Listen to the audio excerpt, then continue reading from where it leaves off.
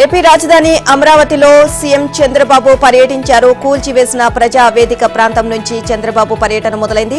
మొదట ప్రజావేదిక శిథిలాలను సీఎం పరిశీలించారు. ఆ తర్వాత ఉద్దండరాయునిపాలెంలో రాజధాని శంకుస్థాపన జరిగిన ప్రాంతాన్ని చూశారు. నీరు, మట్టి సేకరించి ప్రదర్శనకు ఉంచిన ప్రాంతాన్ని సందర్శించారు. సేకరించిన మట్టి గుట్టకు ప్రణామం చేశారు. ఈ సందర్భంగా రాజధాని మహిళా రైతులు చంద్రబాబుకు హారతులు ఇచ్చారు. ఇక అనంతరం 70-80% వరకు నిర్మాణం పూర్తి చేసుకుని నిలిచిపోయిన ఆల్ ఇండియా సర్వీసెస్ అధికారులు, మంత్రుల నివాస భవనాలను చంద్రబాబు పరిశీలించారు. నివాస సముదాయాల్లోని గదులను సందర్శించారు. ఆ తర్వాత ఐకానిక్ టవర్ ప్రాంతాన్ని ఆయన పరిశీలించారు. అసెంబ్లీ, సచివాలయం, రాజ్భవన్ వంటి ఐకానిక్ భవనాల కోసం పునాది వరకు నిర్మించారు. అవి 5 ఏళ్ల నుంచి నీటిలో నానుతున్నాయి. గత జగన్ సర్కార్ నిర్లక్ష్యం వల్ల నీట మునిగిన పునాదులను చంద్రబాబు పరిశీలించారు. హైకోర్టు సమీపంలోని న్యాయమూర్తుల గృహ సముదాయ భవనాలను చంద్రబాబు పరిశీలించారు. గత ప్రభుత్వం నిర్లక్ష్యం వల్ల నిలిచిపోయిన భవన సముదాయాలను దగ్గరకు వెళ్లి చూశారు. ఉపాధి హామీ పథకం నిధులు సద్వినియోగం చేసుకోవాలని, గ్రామాల్లో పకడ్బందీగా సోషల్ ఆడిట్ చేయాలని ఉప ముఖ్యమంత్రి, పంచాయతీరాజ్ గ్రామీణాభివృద్ధి శాఖ మంత్రి పవన్ కళ్యాణ్ స్పష్టం చేశారు. ఉపాధి హామీ పథకం సామాజిక తనిఖీ విభాగం అధికారులతో ఉదయం ఆయన విజయవాడలోని తన క్యాంపు కార్యాలయంలో 2.5 గంటల పాటు సమీక్ష నిర్వహించారు. సోషల్ ఆడిట్ ప్రక్రియపై చర్చించారు. సోషల్ ఆడిట్ ద్వారా నిధులు దుర్వినియోగాన్ని గుర్తించే పద్ధతిని అధికారులు డిప్యూటీ సీఎంకు వివరించారు. ఈ పథకాన్ని గ్రామీణాభివృద్ధి కోసం మరింత విస్తృతంగా ఎలా వినియోగించుకోవాలి అనే అంశంపై పవన్ అధికారులతో చర్చించారు. సోషల్ ఆడిట్ పక్కాగా జరగాలని, ఉపాధి హామీ నిధులు దుర్వినియోగం కాకుండా ఎప్పటికప్పుడు పర్యవేక్షించాలని ఆదేశించారు. కేంద్ర ప్రభుత్వం విజన్ 2047కు అనుగుణంగా పనిచేద్దాము అని డిప్యూటీ సీఎం పవన్ కళ్యాణ్ అధికారులకు సూచించారు. తన క్యాంపు కార్యాలయంలో ఏపీ సైన్స్ అండ్ టెక్నాలజీ శాఖ అధికారులతో ఆయన సమీక్ష నిర్వహించారు. చిన్నారుల్లోని ప్రతిభను వెలికితీసేలా భారీ వైజ్ఞానిక ప్రదర్శనలు నిర్వహించాలని సూచించారు. తెలుగుదేశం పార్టీ జాతీయ అధ్యక్షులు సీఎం నారా చంద్రబాబు నాయుడుతో ఏపీ బీజేపీ ఎంపీలు, ఎమ్మెల్యేలు భేటీ అయ్యారు. భారతీయ జనతా పార్టీ రాష్ట్ర అధ్యక్షురాలు పురంధేశ్వరి, కేంద్ర మంత్రి శ్రీనివాస్ వర్మ, సీఎం రమేష్ తో పాటు ఇతర ఎంపీలు, ఎమ్మెల్యేలు చంద్రబాబుతో సమావేశమై రాష్ట్రంలో నెలకొన్న పలు సమస్యలపై వినతి పత్రం అందజేశారు. గత 5 ఏళ్లుగా రాష్ట్రంలో జరిగిన మద్యం, ఇసుక మాఫియాలపై సమగ్ర విచారణ జరిపి బాధ్యులపై చర్యలు తీసుకోవాలని కోరారు. అదేవిధంగా భాజపా పార్టీ కార్యాలయం ఏర్పాటుకు స్థలాన్ని కేటాయించాలని సీఎంకు పురంధేశ్వరి విన్నవించారు. ఇంటికి వచ్చిన బీజేపీ నేతలను చంద్రబాబు సాదరంగా ఆహ్వానించారు. బీజేపీ ఎంపీలు, ఎమ్మెల్యేలను సాల్వాలతో సత్కరించారు. వారికి స్వయంగా వడ్డించి అందరితో కలిసి భోజనం చేశారు. 5 ఏళ్లలో రాష్ట్రంలో అన్ని వర్గాల ప్రజలు బాధ్యులేనన్న చంద్రబాబు అన్ని సమస్యల పరిష్కారం దిశగా ముందుకు సాగాలి అన్నారు. ఏపీ నూతన అసెంబ్లీ సమావేశాలు నేటి నుంచి ప్రారంభం కానున్నాయి. సమావేశాలను 2 రోజులకే పరిమితం చేశారు. ఇవాళ ఉదయం 9:26 సభ ప్రారంభానికి ముహూర్తంగా నిర్ణయించారు. జాతీయ గీతాలాపనతో సభ ప్రారంభమవుతుంది. నిర్ణయించిన కార్యక్రమం ప్రకారం ప్రోటెం స్పీకర్ సభను ప్రారంభిస్తారు. తొలి రోజు అంతా కొత్తగా ఎన్నికైన ఎమ్మెల్యేల ప్రమాణ స్వీకారానికి కేటాయించారు. సభలో మొదటగా సీఎం చంద్రబాబు ప్రమాణ స్వీకారం జరుగుతుంది. తర్వాత ఉప ముఖ్యమంత్రి పవన్ కళ్యాణ్, ఆ తర్వాత మంత్రులు చేస్తారు. ఆ పిమ్మట మహిళా ఎమ్మెల్యేలతో చేయిస్తారు. వారి తర్వాత అక్షర క్రమంలో ఎమ్మెల్యేల ప్రమాణం జరుగుతుంది. 175 మంది ఎమ్మెల్యేలతో ప్రమాణం చేయించి సభను ముగిస్తారు. తొలి రోజే స్పీకర్ ఎన్నిక కోసం నోటిఫికేషన్ జారీ చేస్తారు. నామినేషన్లు స్వీకరిస్తారు. రెండో రోజు సభలో స్పీకర్ ఎన్నిక జరుగుతుంది. సభలో ప్రతిపక్షానికి అతి తక్కువ సంఖ్యాబలం ఉండడం వల్ల స్పీకర్ ఎన్నిక ఏకగ్రీవంగానే జరిగే అవకాశం ఉంది. సీనియర్ ఎమ్మెల్యే అయ్యన్న పాత్రను స్పీకర్ గా ఇప్పటికే టీడీపీ నిర్ణయించింది. ఇక స్పీకర్ గా ఆయన ఎన్నికను ప్రకటించిన తర్వాత సభలో సీఎం, ఇతర నేతలు ప్రసంగిస్తారు. చివరిగా స్పీకర్ వారికి ధన్యవాదాలు చెబుతూ మాట్లాడతారు. దీంతో రెండో రోజు సభ ముగుస్తుంది. రెండో రోజు కేవలం స్పీకర్ ఎన్నిక కోసం మాత్రమే సభను సమావేశపరుస్తున్నారు. ఇక దీని తర్వాత సభ నిరవధికంగా వాయిదా పడుతోంది. వైసీపీతో అంటకాగిన పోలీసు అధికారులకు టీడీపీ ప్రభుత్వం షాక్ ఇచ్చింది. రాష్ట్రంలో భారీ స్థాయిలో పోలీసుల ఉన్నతాధికారులను బదిలీ చేస్తూ ప్రభుత్వం ఉత్తర్వులు జారీ చేసింది. మాజీ డీజీపీ రాజేంద్రనాథ్ రెడ్డిని ప్రింటింగ్ స్టేషనరీ డీజీగా బదిలీ చేసింది. రాజేంద్రనాథ్ రెడ్డి డీజీగా ఉన్న సమయంలో టీడీపీ నేతలకు అపాయింట్మెంట్ ఇవ్వలేదు. చివరకు చంద్రబాబు ఫోన్ చేసిన రాజేంద్రనాథ్ రెడ్డి స్పందించలేదు. అగ్నిమాపక శాఖ డీజీ పివి సునీల్ కుమార్ ను బదిలీ చేశారు. పోస్టింగ్ ఇవ్వకుండా ప్రభుత్వానికి రిపోర్ట్ చేయాలని ఆదేశాలు జారీ చేశారు. సిఐడి డీజీగా సునీల్ ఉన్న సమయంలో టీడీపీ కార్యకర్తలు, నేతలపై అక్రమ కేసులు బనాయించారు. అంతేకాకుండా టీడీపీ కార్యకర్తలు, నేతలపై 3rd డిగ్రీ ప్రయోగించారు. అప్పటి నర్సాపురం ఎంపీ రఘురామపై కూడా 3rd డిగ్రీ ప్రయోగించారు. ఇక ఐటీడీపీ కార్యకర్తలను సిఐడి టీం వేధించింది. ఇంటెలిజెన్స్ రెడ్ శాండిల్ ఎస్పీగా ఉన్న రిషాంత్ రెడ్డిని బదిలీ చేశారు. డీజీపీ ఆఫీసులో రిపోర్టు చేయాలి అని రిషాంత్ రెడ్డికి ఆదేశించారు. ఇక రాళ్ల దాడి చేస్తే రిషాంత్ రెడ్డి నామమాత్రపు కేసు నమోదు చేశారు. ఘటనలో వైసీపీ నేతలను వెనకేసుకొచ్చి మీడియా ముందు చంద్రబాబు టీడీపీ నేతలపై ఆరోపణలు చేశారు. అప్పటి నుంచి టీడీపీ నేతలపై రిషాంత్ రెడ్డి టీం పలు కేసులు పెట్టింది. వైసీపీపై వాలంటీర్లు తిరగబడుతున్నారు. ఆ పార్టీ నాయకులు, ప్రభుత్వ పెద్దలు తమను మోసం చేశారు అంటూ రోడ్డెక్కారు. వైసీపీ నాయకులపై రాజీనామా చేసిన వాలంటీర్లు పోలీసులకు ఫిర్యాదు చేశారు. ఎన్నికల సమయంలో తమను బెదిరించి బలవంతంగా రిజైన్ చేయించారని కృష్ణా జిల్లా గుడివాడకు చెందిన వాలంటీర్లు ఆవేదన వ్యక్తం చేశారు. కోడ్ వచ్చిన తర్వాత 1కి 10 సార్లు ఫోన్ చేసి రాజీనామా చేయాలని తమను వేధించారని వాపోయారు. వైసీపీ నేతల టార్చర్ తట్టుకోలేకే రాజీనామా చేశామని వాలంటీర్లు ఆవేదన వ్యక్తం చేశారు. తమకు జరిగిన అన్యాయంపై వైసీపీ నాయకులను నిలదీస్తే పారిపోతున్నారు అని అన్నారు. వైసీపీ నాయకులపై చర్యలు తీసుకోవాలని డిమాండ్ చేశారు. CM Chandrababu, deputy CM Pawan Kalyan తమను ఆదుకోవాలని వాలంటీర్లు విజ్ఞప్తి చేశారు. నైరుతి రుతుపవనాల్లో 10 రోజుల తర్వాత మళ్లీ కదలిక వచ్చింది. విదర్భ, ఒడిశా, ఆంధ్రప్రదేశ్లోని మిగిలిన ప్రాంతాలు, వాయువ్య బంగాళాఖాతం, పశ్చిమ బెంగాల్లోని పలు ప్రాంతాలకు రుతుపవనాలు విస్తరించాయి. దీంతో ఏపీ మొత్తం రుతుపవనాలు విస్తరించినట్లయింది. ఇక ఈ నెల 10వ తేదీ తర్వాత రుతుపవనాలు ముందుకు కదలలేదు. అరేబియా సముద్రంలో రుతుపవన కరెంటు బలహీనంగా ఉండడంతో స్తబ్దత ఏర్పడింది. అయితే 2 రోజుల నుంచి అరేబియా సముద్ర తీరం నుంచి రుతుపవనం కరెంటు పుంజుకోవడంతో రుతుపవనాలు విస్తరించినట్లు భారత వాతావరణ శాఖ తెలియజేసింది. జూన్ 13 కల్లా ఏపీలో అన్ని ప్రాంతాలకు రుతుపవనాలు విస్తరించాలి. కానీ ఈ ఏడాది వారం ఆలస్యమైంది. రుతుపవనాలు విస్తరించే క్రమంలో మేఘాలు ఆవరించి వర్షాలు కురవాల్సి ఉంది. అయితే నిన్న 2-3 చోట్ల మినహా రాష్ట్రంలో ఎక్కడా వర్షం జాడలేదు. ఎండ తీవ్రంగా ఉంది. పగటి ఉష్ణోగ్రతలు సాధారణం కంటే 3 నుంచి 5 డిగ్రీలు ఎక్కువగా నమోదయ్యాయి. బాపట్ల, నెల్లూరులో 40 డిగ్రీల గరిష్ట ఉష్ణోగ్రతలు నమోదయ్యాయి. కేరళ, కర్ణాటక తీరాల మీదుగా ద్రోణి కొనసాగుతోంది. దీని ప్రభావంతో రానున్న 48 గంటల్లో కోస్తాలో అక్కడక్కడ వర్షాలు కురిసే అవకాశం ఉంది అని విపత్తుల నిర్వహణ సంస్థ తెలియజేసింది. ఇవాళ మన్యం, అల్లూరి, కాకినాడ, కోనసీమ, ఉభయ గోదావరి, ఏలూరు, కృష్ణా జిల్లాలో పిడుగులతో కూడిన తేలికపాటి వర్షాలు కురిసే అవకాశం ఉందని వెల్లడించింది. ఇవాళ తెలంగాణ మంత్రివర్గం భేటీ కానుంది. సాయంత్రం 4 గంటలకు మంత్రివర్గ సమావేశం ప్రారంభమవుతుంది. భేటీలో పరిపాలనకు సంబంధించిన అనేక అంశాలు, కీలక నిర్ణయాలు, ఉద్యోగులు, ఇరు రాష్ట్రాల మధ్య ఆస్తుల పంపకాలు తదితర అంశాలపై మంత్రులు చర్చించి నిర్ణయాలు తీసుకోనున్నారు. మంత్రివర్గ సమావేశం నేపథ్యంలో అన్ని డిపార్ట్మెంట్ల అధికారులు పూర్తి స్థాయి వివరాలతో రావాలని ప్రభుత్వం ఆదేశించింది. ఈ భేటీలో ధరణి సమస్యల శాశ్వత పరిష్కారంతో పాటు పంటల బీమాపై తెలంగాణ ప్రభుత్వం నిర్ణయం తీసుకోనుంది. ఎన్నికల సమయంలో ఇచ్చిన హామీల అమలుపై సీఎం చర్చించనున్నారు. పరిపాలనకు సంబంధించిన అనేక అంశాలు, సంక్షేమ పథకాలు, ఉద్యోగుల బదిలీలు, రుణమాఫీ, ఏపీ, తెలంగాణల మధ్య నెలకొన్న ఇబ్బందులు తదితర అంశాలే ప్రధాన ఎజెండాగా మంత్రివర్గ సమావేశం జరగనుంది. ఇక 10 ఏళ్ల కాలంలో పెండింగ్ లో ఉన్న విభజన సమస్యలపై కేబినెట్ భేటీ ప్రత్యేకంగా చర్చించే అవకాశం ఉండగా షెడ్యూల్ 9, 10లో విభజన అంశాలపై కీలక నిర్ణయం తీసుకోనుంది. ఇక విద్యుత్ కొనుగోలు ఒప్పందంలో జరిగిన అవకతవకలు, కాళేశ్వరం ప్రాజెక్టు అక్రమాలపై ప్రభుత్వం తీసుకోబోయే చర్యలపై కూడా మంత్రివర్గం చర్చిస్తుంది. జ్యుడిషియల్ కమిషన్ విచారణ, ప్రాథమిక విచారణలో ప్రభుత్వానికి అందిన అంశాలపై కూడా చర్చ జరగనుంది. బొగ్గు గనుల వేలానికి రంగం సిద్ధమైంది. బొగ్గు గనుల వేలానికి హైదరాబాద్ తొలిసారి ఆతిథ్యం ఇస్తోంది. దేశవ్యాప్తంగా 60 బొగ్గు బ్లాక్లను వేలం వేయనున్నారు. ఇందులో తెలంగాణకు చెందిన శ్రావణపల్లి బొగ్గు గని కూడా వేలం జాబితాలో ఉంది. ఇక మరోవైపు బొగ్గు గనుల వేలం రాజకీయ రంగు పులుముకుంది. అధికార కాంగ్రెస్, బీజేపీ, బీఆర్ఎస్లు ఒకరిపై మరొకరు విమర్శలు చేసుకున్నారు. ఇక కేంద్ర మంత్రి కిషన్ రెడ్డి సెంట్రింగ్ గా విమర్శలకు దిగారు. హైదరాబాద్ లో తొలిసారిగా గనుల వేలం వేసేందుకు కేంద్ర గనుల శాఖ రెడీ అయింది. నేటి నుంచి గనుల వేలం ప్రారంభం కానుంది. ఈ వేలంలో పాల్గొనేందుకు పలు ప్రైవేటు కంపెనీలు సిద్ధంగా ఉన్నాయి. ఇదే సమయంలో సింగరేణి సంస్థ సైతం వేలంలో పాల్గొనేందుకు సన్నాహాలు చేస్తుంది. ఇప్పటి వరకు ఒక్కో నగరంలో బొగ్గు గనుల వేలం నిర్వహిస్తూ వచ్చిన కేంద్రం ఈసారి హైదరాబాద్ లో నిర్వహిస్తుంది. కేంద్రం వేలానికి పెట్టిన గనుల్లో సింగరేణి సమీపంలోని శ్రావణపల్లి బొగ్గు గని కూడా ఉంది. అక్కడ 11.99 కోట్ల టన్నుల బొగ్గు గనులు నిల్వ ఉన్నట్లు భూగర్భ సర్వేలు తేలింది. దీంతో ఈ గనిని దక్కించుకునేందుకు సింగరేణి ప్రయత్నిస్తోంది. ఇందుకోసం తొలిసారి గనుల వేలంలో పాల్గొనాలని సింగరేణి భావిస్తోంది.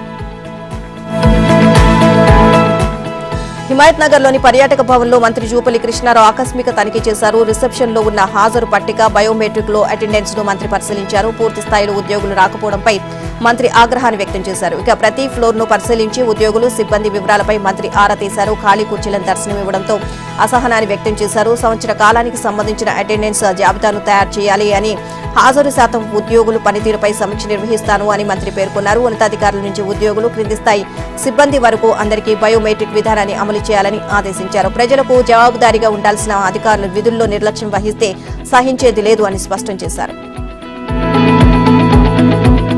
కేంద్ర మంత్రులు కిషన్ రెడ్డి, బండి సంజయ్ హైదరాబాద్ చేరుకున్నారు. కేంద్ర మంత్రులుగా బాధ్యతలు స్వీకరించాక తొలిసారి నగరానికి వచ్చిన కిషన్ రెడ్డి, బండి సంజయ్ కు బీజేపీ శ్రేణులు ఘన స్వాగతం పలికారు.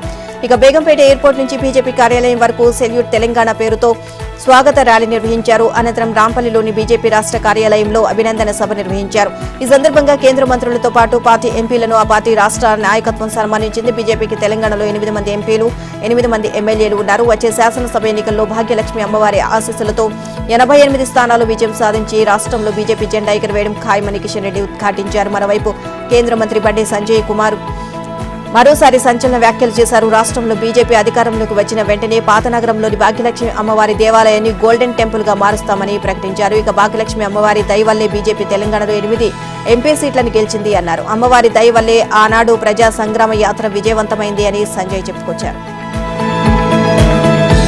సంగారెడ్డి జిల్లా పటాన్చెరు బీఆర్ఎస్ ఎమ్మెల్యే గూడెం మహిపాల్ రెడ్డి నివాసాలు, కార్యాలయాల్లో ఎన్ఫోర్స్మెంట్ డైరెక్టరేట్ అధికారులు సోదాలు నిర్వహించారు. ఏకకాలంలో బృందాలుగా విడిపోయి పటాన్చెరులోని ఆయన నివాసం, పట్టణంలోని శాంతినగర్లో ఉండే తమ్ముడు గూడెం మధుసూదన్ రెడ్డి, నిజాంపేటలో ఉండే అల్లుడి ఇళ్లపై, పటాన్చెరు, హైదరాబాద్, జూబ్లీహిల్స్ లోని మహిపాల్ రెడ్డి కార్యాలయాలు, జీఎంఆర్ కన్వెన్షన్ సెంటర్లో విస్తృతంగా తనిఖీలు నిర్వహించారు. మొత్తం 8 చోట్ల సోదాలు చేపట్టిన ఈడీ పలు కీలక డాక్యుమెంట్లు, హార్డ్ డిస్క్లను స్వాధీనం చేసుకున్నట్లు తెలుస్తోంది. ఉదయం 7 గంటలకు ప్రారంభమైన సోదాలు రాత్రి 9:30 గంటల వరకు కొనసాగాయి. ఇక సంగారెడ్డి మండలం ఆరుట్ల, పటాన్చెరు మండలం లగ్డారం, చిన్న కంజర్ల గ్రామాల్లో పెద్ద ఎత్తున స్టోన్ క్రషర్లు, క్వారీలను మహిపాల్ రెడ్డి కుటుంబం నిర్వహిస్తోంది. మైనింగ్, రియల్ ఎస్టేట్ వ్యాపారాల ద్వారా కోట్లాది రూపాయలు కూడబెట్టారు అన్న ఆరోపణలు ఉన్నాయి. లగ్డారంలోని ఆయన సోదరుడు గూడెం మధుసూదన్ రెడ్డి నిర్వహిస్తున్న సంతోష్ శాండ్ స్టోన్ సంస్థపై దర్యాప్తు చేపట్టారు. ఆ సంస్థలో పెద్ద ఎత్తున అక్రమాలు జరిగాయని జిల్లా మైనింగ్, రెవెన్యూ అధికారుల దర్యాప్తులో వెల్లడైంది. మైనింగ్ శాఖకు కట్టాల్సిన సీనరేజ్ సొమ్ము 342 కోట్లు ఎగ్గొట్టారని లెక్కలు తేల్చారు. సదరు సొమ్మును ప్రభుత్వ ఖజానాలు జమ చేయాలని నోటీసులను సైతం జారీ చేశారు.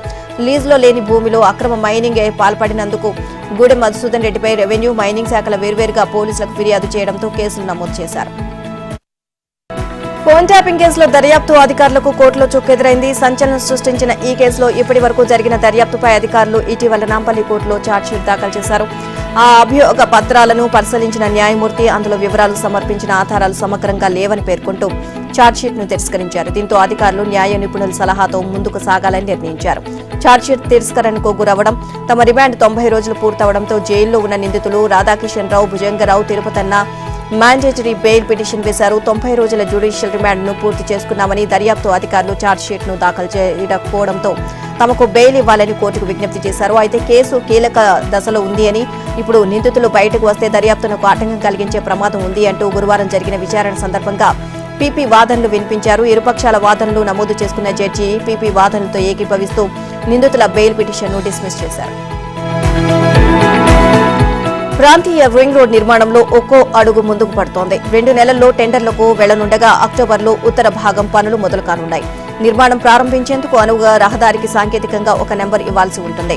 ఈ క్రమంలోనే జాతీయ రహదారుల ప్రాధికార సంస్థ ఆర్ఆర్ఆర్ ఉత్తర భాగానికి నేషనల్ హైవే 161AA సంఖ్యను కేటాయించింది. దీనిపై కేంద్ర, రాష్ట్ర ప్రభుత్వాలకు సమాచారం ఇచ్చింది. ఇక ప్రస్తుతానికే కాక నిర్మాణం అనంతరం సైతం ఇదే నంబరు ఖరారు కావచ్చు అని అధికారులు అంచనా వేస్తున్నారు. ఆర్ఆర్ఆర్ ఉత్తర భాగానికి జాతీయ రహదారి నంబర్ను ఇస్తున్నామని కేంద్రం గతంలోనే చెప్పినా అమలుకు నోచుకోలేదు. ఇక దీనికి మార్గమధ్యంలో విద్యుత్, టెలిఫోన్, నీటి పైప్ లైన్లు తదితర తరలింపునకు చెల్లించాల్సిన 363 కోట్లు భూసేకరణ వాటా మంజూరు జాప్యం అడ్డంకిగా మారాయి. అయితే రాష్ట్రంలో కాంగ్రెస్ ప్రభుత్వం వచ్చాక ఆర్ఆర్ఆర్ నిర్మాణంలో అపరిష్కృత అంశాలపై దృష్టి పెట్టింది. కేంద్రంతోనూ పలుసార్లు చర్చలు జరిపింది. అనంతరం యూటిలిటీ ఛార్జీలను కేంద్రమే భరిస్తామని హామీ ఇచ్చింది. భూ సేకరణ వాటాను ఎప్పటికప్పుడు చెల్లిస్తామని రాష్ట్ర ప్రభుత్వం తెలిపింది. దీనిపై సంతృప్తి వ్యక్తం చేసిన కేంద్రం ఆర్ఆర్ఆర్ ఉత్తర భాగానికి నెంబరిస్తామని ప్రకటించింది. నీట్ పరీక్ష దుమారంపై కేంద్రాన్ని సుప్రీంకోర్టు వివరణ కోరింది. నీట్ పరీక్షను రద్దు చేసి మళ్లీ కొత్తగా పరీక్ష నిర్వహించాలి అని కోరుతూ 20 మంది అభ్యర్థులు దాఖలు చేసిన పిటిషన్లపైన నీట్ అక్రమాలపై స్వతంత్ర కమిటీ దర్యాప్తునకు ఆదేశించాలని కోరుతూ దాఖలైన మరో పిటిషన్ పైన స్పందన తెలియజేయాలని సుప్రీంకోర్టు కేంద్రానికి, ఎన్టీఏకు ఆదేశాలు జారీ చేస్తుంది. అలాగే ఈ వ్యవహారంపై దేశవ్యాప్తంగా పలు రాష్ట్రాల్లోని హైకోర్టులు నమోదైన కేసులను సుప్రీంకోర్టుకు బదిలీ చేయాలి అంటూ ఎన్టీఏ పిటిషన్ దాఖలు చేసిన నేపథ్యంలో అన్ని హైకోర్టులో నీట్పై జరుగుతున్న ప్రొసీడింగ్స్ పై స్టే విధించింది. జూలై 6 నుంచి నిర్వహించ తలపెట్టిన నీట్ కౌన్సిలింగ్ పై నిలుపుదల ఉత్తర్వులు ఇచ్చేందుకు మాత్రం జస్టిస్ విక్రమ్నాథ్, జస్టిస్ ఎన్వీఎన్ భట్టితో కూడిన సుప్రీం ద్విసభ్య ధర్మాసనం తిరస్కరించింది. పిటిషనర్లలో పలు కోచింగ్ సంస్థలు ఉన్నట్లు కేంద్రం తరపు న్యాయవాది విచారణ సందర్భంగా కోర్టు దృష్టికి తేగా వారు విద్యార్థులకు కోచింగ్ ఇచ్చే వ్యాపారం చేస్తున్నారని, వారికి అలా వచ్చే హక్కు ఉన్నది అని ధర్మాసనం స్పష్టం చేసింది. విద్యార్థుల హక్కులతో మీరు చెలగాటం ఆడితే కోచింగ్ సంస్థలు కోర్టుకు రాకుండా ఉంటాయా అని నిలదీసింది. దేశవ్యాప్తంగా తీవ్ర చర్చకు దారితీసిన నీట్ పేపర్ లీకేజ్ వ్యవహారంపై విచారణకు ఉన్నత స్థాయి కమిటీ వేస్తున్నట్లు కేంద్ర విద్యాశాఖ మంత్రి ధర్మేంద్ర ప్రధాన్ తెలియజేశారు. ఎన్టీఏ నిర్వహించే పరీక్షా విధానం మెరుగుపరిచేందుకు జీరో ఎర్రర్ పరీక్ష నిర్వహించేలా ప్రయత్నం చేస్తున్నట్లు కేంద్ర మంత్రి చెప్పుకొచ్చారు. విద్యార్థులు మన దేశ భవిష్యత్తు అని, నీట్ వ్యవహారాన్ని రాజకీయం చేయొద్దు అని ఆయన ప్రతిపక్షాలను కోరారు. నీట్ పేపర్ లీకేజీ వ్యవహారంపై బీహార్ ప్రభుత్వంతో మాట్లాడుతున్నామని, విద్యార్థులకు న్యాయం చేసేందుకు ఎన్డీఏ ప్రభుత్వం కట్టుబడి ఉందని చెప్పారు. ప్రశ్నపత్రాల లీకేజీకి సంబంధించి పాట్నా పోలీసులను పూర్తిస్థాయి రిపోర్టు అడిగినట్లు ధర్మేంద్ర వెల్లడించారు. దోషులను వదిలిపెట్టేది లేదు అని, వాళ్లపై కఠిన చర్యలు తీసుకుంటామని తెలియజేశారు. ఈ ఘటనపై వెనక ఎంతటి వారున్నా వదిలిపెట్టేది లేదు అని తేల్చి చెప్పారు. అవసరమైతే నేషనల్ టెస్టింగ్ ఏజెన్సీ అధికారులపై కఠిన చర్యలు తీసుకుంటామని ధర్మేంద్ర ప్రధాన్ తెలియజేశారు. పారదర్శకంగా పరీక్షల నిర్వహణే తమ తొలి ప్రాధాన్యమని, విద్యార్థుల ప్రయోజనాల విషయంలో రాజీ పడేది లేదు అన్నారు. తప్పు చేసిన ఎవరిని ఉపేక్షించబోము అని చెప్పారు. ప్రభుత్వ ఉద్యోగాలు, విద్యాసంస్థల రిజర్వేషన్లను 45% పెంచుతూ ఇటీవల నితీష్ కుమార్ నేతృత్వంలోని బీహార్ సర్కార్ తీసుకున్న నిర్ణయాన్ని పాట్నా హైకోర్టు కొట్టివేసింది. ఇక రిజర్వేషన్లు 50% దాటరాదని సుప్రీంకోర్టు గతంలో ఇచ్చిన తీర్పునకు రాష్ట్ర ప్రభుత్వ నిర్ణయం భిన్నంగా ఉండడంతో జస్టిస్ కె వినోద్ చంద్ర నేతృత్వంలోని ధర్మాసనం ఈ నిర్ణయం తీసుకుంది. గత ఏడాది నితీష్ సర్కార్ రాష్ట్ర వ్యాప్తంగా కుల గణన చేపట్టి వాటి ఆధారంగా ఎస్సీ, ఎస్టీ, ఓబీసీ, ఈబీసీల రిజర్వేషన్లను పెంచాలని నిర్ణయించింది. ఈ మేరకు గత ఏడాది నవంబర్ 21న రిజర్వేషన్లను 50% నుంచి 65%కి పెంచుతూ గెజిట్ నోటిఫికేషన్ జారీ చేసింది. ఈ డబ్ల్యూఎస్ రిజర్వేషన్లను 10%తో కలిపితే రిజర్వేషన్లు 75%కి చేరాయి. రాజ్యాంగంలోని ఆర్టికల్ 14, 16లను రిజర్వేషన్ల పెంపు నిర్ణయం ఉల్లంఘిస్తోంది అంటూ పలువురు హైకోర్టులో పిటిషన్లు వేశారు. హైకోర్టు గత మార్చిలో ఇరు వర్గాల వాదనలు విని తీర్పును వాయిదా వేసింది. గురువారం పిటిషనర్ల వాదనను హైకోర్టు సమర్థిస్తూ రాష్ట్ర ప్రభుత్వం పెంచిన రిజర్వేషన్లను కొట్టివేసింది. దేశంలో వానాకాలం వచ్చినా వేడిగాలుల ప్రభావం తగ్గడం లేదు. ప్రధానంగా ఉత్తరాది రాష్ట్రాల్లో వడదెబ్బ ప్రభావం అధికంగా ఉంది. ఇక రికార్డు స్థాయి ఉష్ణోగ్రతలతో అనేక రాష్ట్రాలు ఉక్కిరిబిక్కిరి అవుతున్నాయి. మార్చి 1 నుంచి జూన్ 18 మధ్య కాలంలో దాదాపు 40,000 వడదెబ్బ అనుమానిత కేసులు, 110 మరణాలు నమోదైనట్లు కేంద్ర ఆరోగ్య శాఖ వర్గాలు వెల్లడించాయి. అయితే జూన్లో కేవలం ఒక్క వారంలోనే దేశ రాజధానిలో 192 మంది ప్రాణాలు విడిచినట్లు తెలుస్తోంది. ఇక ఉత్తరప్రదేశ్లో 36 వడదెబ్బ మరణాలు చోటు చేసుకోగా బీహార్, రాజస్థాన్, ఒడిశాలోనూ పదుల సంఖ్యలో మృత్యువాత పడినట్లు జాతీయ వ్యాధుల నియంత్రణ కేంద్రం ఆధ్వర్యంలోని ఉష్ణోగ్రత ప్రభావిత అనారోగ్యం మరణాలపై జాతీయ పర్యవేక్షణ విభాగం వెల్లడించింది. ఇది ఆయా రాష్ట్రాల నుంచి అందిన సమాచారం మాత్రమేనని, వాస్తవ సంఖ్య ఇంతకంటే ఎక్కువగానే ఉండే అవకాశాలు ఉన్నాయని తెలియజేసింది. ఇక జూన్ 18న ఒక్కరోజే వడదెబ్బకు 8 మంది చనిపోయినట్లు వెల్లడించింది. గడిచిన 24 గంటల్లో ఢిల్లీలోని సఫ్దర్జంగ్ ఆసుపత్రిలో 33 మంది చేరగా అందులో 13 మంది ప్రాణాలు కోల్పోయినట్లు తెలిసింది. మొత్తంగా ఒక్కరోజులోనే సఫ్దర్జంగ్ తో పాటు ఆర్ఎంఎల్, ఎల్ఎన్జేపీ ఆసుపత్రుల్లో కలిపి 20 మరణాలు నమోదయ్యాయి. ఉత్తరాదిని వణికిస్తున్న వడగాలులపై కేంద్ర ఆరోగ్య శాఖ మంత్రి జేపీ నడ్డా పరిస్థితిపై సమీక్షించారు. హీట్ వేవ్ పరిస్థితులను ఎదుర్కోవడానికి అధికారులకు దిశానిర్దేశం చేశారు. బాధితులకు అత్యుత్తమ వైద్యం అందించేందుకు అన్ని ఆసుపత్రులు సిద్ధంగా ఉండేలా చూడాలని అధికారులకు సూచించారు. కేంద్ర ప్రభుత్వ ఆసుపత్రుల్లో ప్రత్యేక హీట్ వేవ్ యూనిట్లను ప్రారంభించాలని నడ్డా ఆదేశించారు. ఆమ్ ఆద్మీ పార్టీ అధినేత ఢిల్లీ సీఎం కేజ్రీవాల్ కు భారీ ఊరట లభించింది. మద్యం కుంభకోణం కేసులో సరిగ్గా 3 నెలల కింద అరెస్టైన ఆయనకు ఎట్టకేలకు రెగ్యులర్ బెయిల్ లభించింది. ఢిల్లీలోని Rouse Avenue court vacation judge Niyay Bindu ఈ మేరకు ఆదేశాలు జారీ చేశారు. 1,00,000 వ్యక్తిగత పూచీకత్తును సమర్పించాలని, దర్యాప్తునకు ఆటంకం కలిగించొద్దని, విచారణకు సహకరించాలని, సాక్షులను ప్రభావితం చేయొద్దని, పిలిచినప్పుడు కోర్టుకు రావాలని పలు షరతులు విధించారు. కేజ్రీ బెయిల్ పిటిషన్ కు సంబంధించి గురువారం తీర్పును రిజర్వ్ చేసిన ఉదయం జడ్జి నియాయ్ బిందు సాయంత్రానికి బెయిల్ ఇచ్చారు. బెయిల్ బాండ్ పత్రాలపై సంతకం చేసేందుకు 48 గంటల పాటు బెయిల్ ఆర్డర్ను నిలిపివేయాలని ఎన్ఫోర్స్మెంట్ డైరెక్టరేట్ విజ్ఞప్తి చేసింది. తీర్పును పైకోర్టులో సవాల్ చేసుకునే వీలు కలుగుతుంది అని పేర్కొంది. ఈ వాదనను జడ్జి తిరస్కరించారు. కాగా దాదాపు 2 రోజుల పాటు ఈడీ, కేజ్రీవాల్ తరపు న్యాయవాదులు వాదనలు విన్న తర్వాత బెయిల్ మంజూరు చేయాలని ప్రత్యేక కోర్టు నిర్ణయించింది. కేజ్రీ తరపు న్యాయవాదులు శుక్రవారం బెయిల్ బాండ్ పత్రాలను కోర్టుకు సమర్పించనున్నారు. అనంతరం ఆయన తీహార్ జైలు నుంచి విడుదల కానున్నారు. మరోవైపు కేజ్రీకి బెయిల్ మంజూరును ఈడీ ఎగువ కోర్టులో సవాల్ చేసే వీలుంది. జమ్మూ కాశ్మీర్లోని చీనాబ్ నదిపై నిర్మించిన ప్రపంచంలోని అత్యంత ఎత్తైన రైల్వే వంతెనపై తొలిసారిగా ఓ పూర్తిస్థాయి రైలు పరుగులు పెట్టింది. ఇంజనీరింగ్ అద్భుతంగా నిలిచిన ఈ చారిత్రక వంతెనపై రైలు ట్రయల్ రన్ నిన్న విజయవంతంగా నిర్వహించారు. ఈ విషయాన్ని రైల్వే శాఖ మంత్రి అశ్విని వైష్ణవ్ ఎక్స్ వేదికగా వెల్లడించారు. ఇందుకు సంబంధించిన వీడియో ప్రస్తుతం ఇప్పుడు సోషల్ మీడియాలో వైరల్ గా మారింది. సంగల్టన్ నుంచి రియాసీ వరకు రైలును ప్రయోగాత్మకంగా నడిపారు. మధ్యలో చీనాబ్ నదిపై నిర్మించిన వంతెన ప్రధాన ఆర్చ్ పై రైలు పరుగులు పెడుతున్న దృశ్యాలు వీక్షకులను ఆకట్టుకుంటున్నాయి. ఇటీవల ఈ బ్రిడ్జిపై జూన్ 16న రైలు ఇంజిన్ తో ట్రయల్ రన్ నిర్వహించింది. ఈ సంగతి తెలిసిందే. చీనాబ్ నదిపై కట్టిన ఈ రైల్వే వంతెన ముందుగా రామ్బన్ నుంచి రియాసీకి అతి త్వరలో రైలు సర్వీసులు ప్రారంభం కానున్నాయి. కశ్మీర్ను భారత్లోని మిగతా ప్రాంతాలతో అనుసంధానించేందుకు చేపట్టిన ఉదంపూర్, శ్రీనగర్, బారాముల్లా రైల్వే ప్రాజెక్టులో భాగంగా చినాబ్ వంతెనని నిర్మించారు. నదీ గర్భం నుంచి 359 మీటర్ల ఎత్తున ఉన్న ఈ రైల్వే వంతెన పొడవు 1315 మీటర్లు. ఇప్పటి వరకు చైనాలోని బెయిపాన్ నదిపై నిర్మించిన 275 మీటర్ల పొడవైన షుబాయి రైల్వే వంతెన పేరుతో ఉన్న ప్రపంచ రికార్డును ఇది అధిగమించింది. ప్యారిస్లోని ప్రఖ్యాత ఐఫిల్ టవర్ తో పోలిస్తే దీని ఎత్తు 30 మీటర్లు ఎక్కువగా ఉంటుంది. హజ్ తీర్థయాత్ర కోసం ఈ ఏడాది వెళ్లిన ఏర్పాట్లు చేస్తున్నామని అధికారులు వెల్లడించారు. రష్యా, ఉత్తర కొరియాల మధ్య కుదిరిన నూతన సమగ్ర వ్యూహాత్మక భాగస్వామ్య ఒప్పందంపై దక్షిణ కొరియా మండిపడింది. ఇది ఐరాస భద్రతా మండలి తీర్మానాల ఉల్లంఘనేనని పేర్కొంది. యుద్ధాలు చేయడం, ఆక్రమణలకు పాల్పడడం వంటి చరిత్ర ఉన్న రెండు దేశాలు ఎప్పటికీ జరగని దాడుల గురించి ముందస్తుగా మిలిటరీ ఒప్పందం కుదుర్చుకోవడం విడ్డూరమని వ్యాఖ్యానించింది. ఈ క్రమంలోని మాస్కోపై పోరాడేందుకు గాను ఉక్రెయిన్కు అవసరమైన ఆయుధాల సరఫరాపైన ఆలోచన చేస్తామని దక్షిణ కొరియా అధ్యక్ష కార్యాలయం ఓ ప్రకటనలో హెచ్చరించింది. ప్యాంగాంగ్ కు వ్యతిరేకంగా ఆంక్షల తీర్మానాన్ని ఆమోదించిన యుఎన్ఎస్సీలో రష్యా ఓ శాశ్వత సభ్య దేశం. ఇప్పుడు అదే దేశానికే అండగా నిలవాలని తీసుకునే నిర్ణయం మా భద్రతకు విఘాతం కలిగిస్తుంది. అదేవిధంగా మాస్కోతో మా సంబంధాలపై ప్రతికూల ప్రభావం చూపుతుంది అని సియోల్ స్పష్టం చేసింది. రష్యా ఉక్రెయిన్ యుద్ధంలో కీవ్కు మానవతా సాయం అందజేసిన దక్షిణ కొరియా నేరుగా ఆయుధాలను మాత్రం సమకూర్చలేదు. యుద్ధంలో ఉన్న దేశాలకు ఆయుధాలు సరఫరా చేయకూడదు అనే దీర్ఘకాల విధానాన్ని గతంలో ఉటంకించింది. అయితే పుతిన్ ఉత్తర కొరియాలో పర్యటించిన నేపథ్యంలో దానిపై పునరాలోచన చేస్తామని దక్షిణ కొరియా తెలియజేసింది.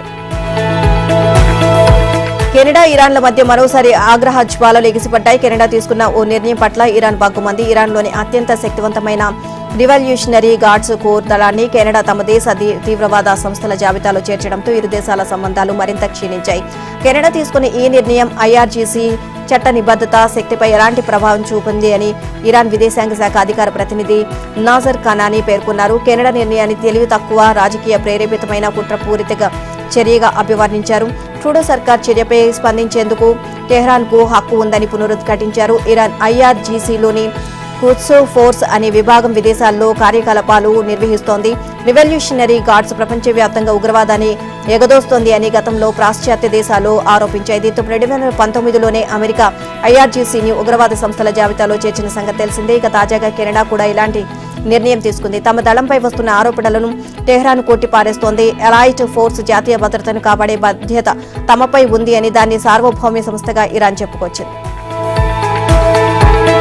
సరిహద్దు దేశాలతో నిత్యం కయ్యానికి కాలుదువ్వే చైనా తాజాగా ఫిలిప్పీన్స్ పై దౌర్జన్యానికి దిగింది. ఫిలిప్పీన్స్ దళాల పడవలపై చైనాకు చెందిన కోస్ట్ గార్డ్ బలగాలు దాడి చేశాయి. వారి పడవలను కత్తులు, కోడళ్లు, సుత్తులతో ధ్వంసం చేయడానికి యత్నించాయి.